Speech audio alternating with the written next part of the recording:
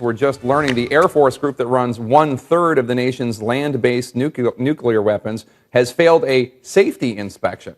Barbara Starr at the Pentagon joins us now with more. Barbara, how badly did they fail and how dangerous is this? Well, it is a problem, no mistake about it, Jake, for the U.S. Air Force. This is an Air Force wing in Montana, about 3,000 people, about 150 Minuteman III nuclear intercontinental ballistic missiles. This week, the Air Force says the entire wing failed a safety and security inspection. What they will not tell us, because it's so highly classified, is exactly what, quote, tactical errors were made that led to the fail mark on the inspection.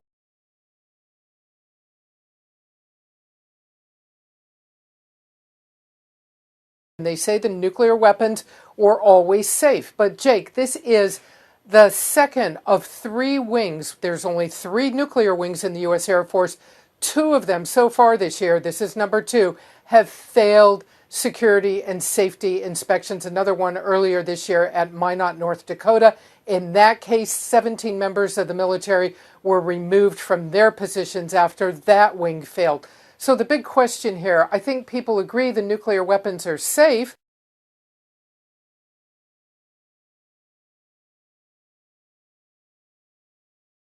That's what the Air Force tells us.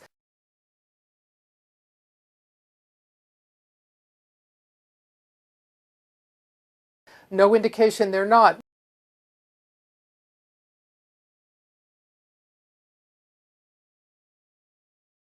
But are procedures just getting lax in the nuclear community? And that is a big problem. Jake? And Barbara, give us the bottom line here. What does this mean for national security? Well, what it means for the Pentagon and national security is the worry that some of these procedures, that some of the personnel are just getting lax in their nuclear operations. And you know, there's very little room for error anywhere in the U.S. military, but in nuclear weapons, there is no room for error. The Air Force is very strict about this. You know, if like one person is off duty when they should be on duty, that can lead to a fail mark in an inspection.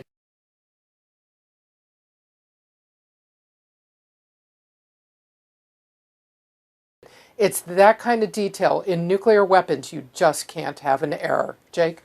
Astounding. Barbara Starr at the Pentagon, thank you so much.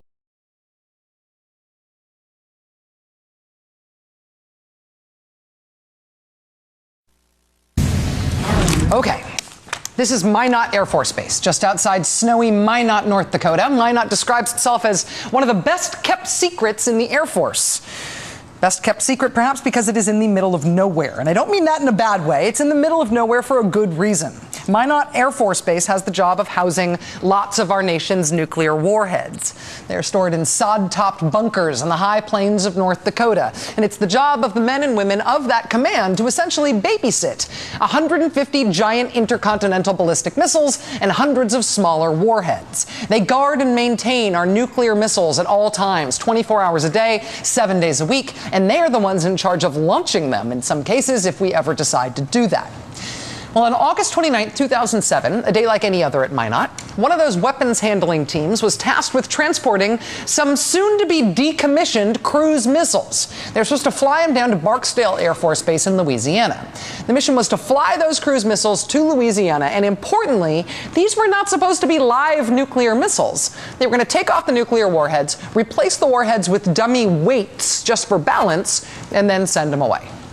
However, instead of retrieving the missiles with the dummy weights attached to them, the Air Force crew at Minot accidentally loaded onto that plane 6 cruise missiles that had live nuclear warheads on them. They loaded actual nuclear weapons onto a B-52 bomber and sent it on its way to Louisiana. The pilots had no idea. 6 nukes, each with roughly the capacity to cause Hiroshima times 10, were mistakenly sent on a cross-country flight. That bomber, I'm not kidding you, was named Doom 99. And Doom 99 departed Minot on schedule, and for the first time in 40 years, a nuclear-armed bomber crossed U.S. airspace without clearance. Luckily, the warheads made their way to Louisiana without incident, and upon landing, they sat unguarded on the runway at Barksdale for 9 hours, until the ground crew there finally realized with a resounding OMG that they had accidentally acquired 6 live nuclear weapons they weren't expecting, and they had left them sitting around unguarded for 9 hours. After that debacle at Minot, Defense Secretary Bob Gates gave the boot to the Secretary of the Air Force and the Air Force Chief of Staff. He put into place a new system to try to do what we can as a nation to prevent our nuclear weapons from going missing again. Whether or not you think it makes sense as a military mission to have these 5,000 nuclear weapons that we have, whether you can imagine 5,000 targets for things we might reasonably want to one day nuke, as long as we have 5,000 nuclear weapons laying around, one of our responsibilities is to not lose them or drop them or whatever. One measure that the Air Force instituted to prevent another Minot to Barksdale debacle was to implement no-warning inspections at Air Force bases that house nuclear warheads. And in March of this year, one of those inspections took place at Minot, thus giving the Minot missileers a little chance to redeem themselves after their great embarrassment. Here are some photos from that inspection. Minot officials posting these photos on their official website afterwards. Everything seems to be going along fine. Everybody's kind of smiley, or at least competent looking in all these pictures. Minot officials publicly declared afterwards that the inspection was a success. No more problems at Minot. No more nuclear oopsies.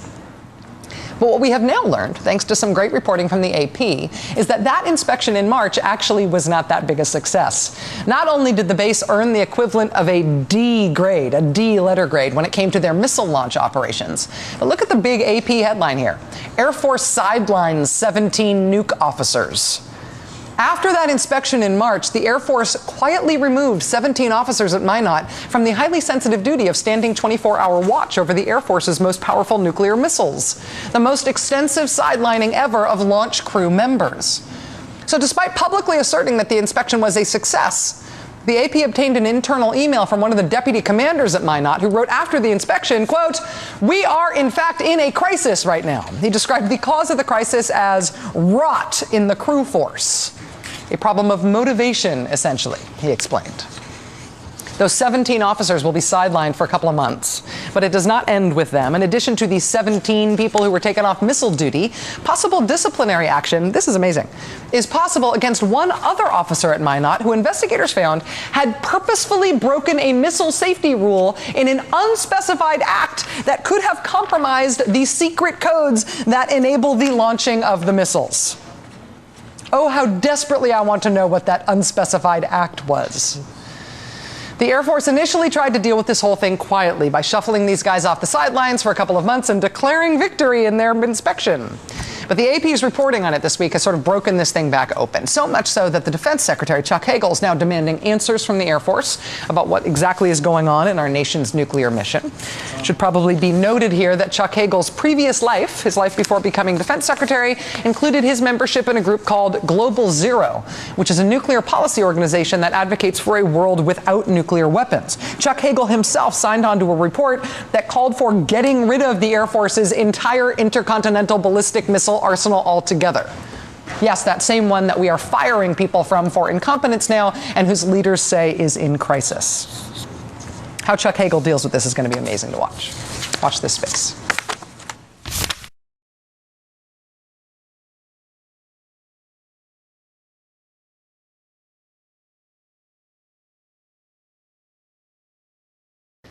Moving on, last but not least, Air Force Global Strike Unit, which operates 1/3 of the U.S. land-based nuclear missiles, has failed a safety and security inspection. The failure marks the second major setback this year for a force charged with the U.S. military's most sensitive mission. Commanders of the unit say a team of airmen failed one exercise that ended Tuesday.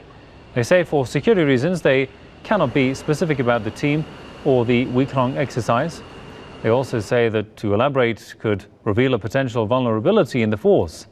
Malmstrom is one of 3 U.S. nuclear missile wings. Each wing operates 150 Minuteman and 3 intercontinental ballistic missiles. The wings are on alert for potential launch against targets around the world. Let's talk to Mike Harris, a political commentator from Phoenix. Welcome to the program, sir. Mr. Harris, First of all, how is it that the US is calling for the removal of nuclear warheads and stockpiles and in general moving towards a nuclear-free world, yet at the same time we see instances like this? I mean, how do these two statements mix? Well, they don't mix. This is very hypocritical on point of the U.S., and I, for one, advocate the destruction of all nuclear weapons globally. That is my personal feeling. I would like to see our government, our U.S. government, actually disarm and enable the other countries to disarm around the world as well, particularly in the Middle East. There's only one country with nuclear weapons there, that's Israel, and they should be disarmed immediately. And just how much does America's nuclear stockpile make the country safer? I mean, how much do you feel safe as, living in a country which has the biggest nuclear stockpile?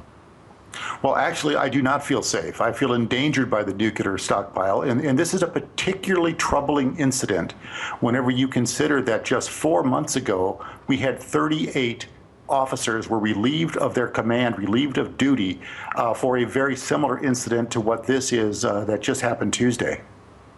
And the fact that getting rid of nuclear weapons is a move taken up by many countries. I mean, is there any side effect with this? Well, nuclear weapons are not something that you can use. They're something that you have. They produce no productive value. They're not a deterrent. All they can do is keep other people from attacking you because you will retaliate. The U.S. lived on that doctrine of mutually assured destruction for the entirety of the Cold War. And all we did was spend trillions of dollars. We spent the Soviet Union into bankruptcy, and it is a great waste of time and money, and it's something that needs to be stopped immediately. Indeed. Well, we'll have to leave it there. Many thanks to Mike Harris, political commentator from Phoenix. Thanks for your time there, sir. We need to get subscribed and get this unity stronger and beat YouTube at their own game. Okay, that's what this is about. Like I say, go to the Remix button, hit the Remix button. That way you'll have this video and keep up with this. Otherwise, YouTube's just going to control us, guys, and it's really bad.